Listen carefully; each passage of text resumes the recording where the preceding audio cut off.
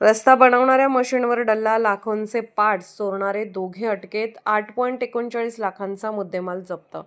सांगली शहर पोलिसांनी cement concrete रस्ता बनवणाऱ्या मशीनचे सुटे भाग चोरणाऱ्या 2 चोरट्यांना अटक करत मोठी कारवाई केली आहे.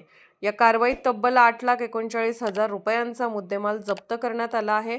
सांगली कॉलेज कॉर्नर ते माधवनगर या मार्गावर सध्या काँक्रीटचा रस्ता करण्याचे काम सुरू आहे.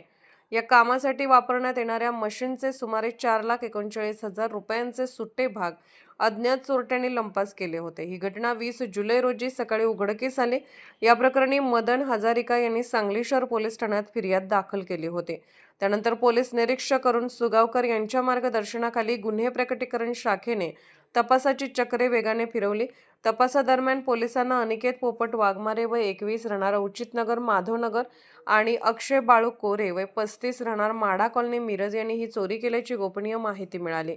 दोघे जण बायपास जवळील न्यू प्राईड हॉटेलच्या मागे थांबल्याची माहिती मिळताच पोलिसांच्या पथकाने सापळा रचून त्यांना ताब्यात घेतले. चौकशी दरम्यान दोघांनी चोरीची कबुली दिली. यानंतर पोलिसांनी चोरीस गेलेले मशीनचे सुट्टे भाग आणि गुन्ह्यात वापरण्यात आलेल्या MH04FJ 3707 क्रमांकाचा टेम्पो असा एकूण 8,39,000 रुपयांचा मुद्देमाल जप्त केला. या कारवाईत गुन्हे प्रकटीकरण शाखेचे कर्मचारी गौतम कांबळे, संतोष गळवे, विनायक शिंदे, संदीप पाटील, सतीश लिंबळे, सचिन तिवडे, अभिजित वाडकर, दिगंबर साळुंके, गणेश कांबळे आणि गणेश कोळेकर यांनी सहभाग घेतला.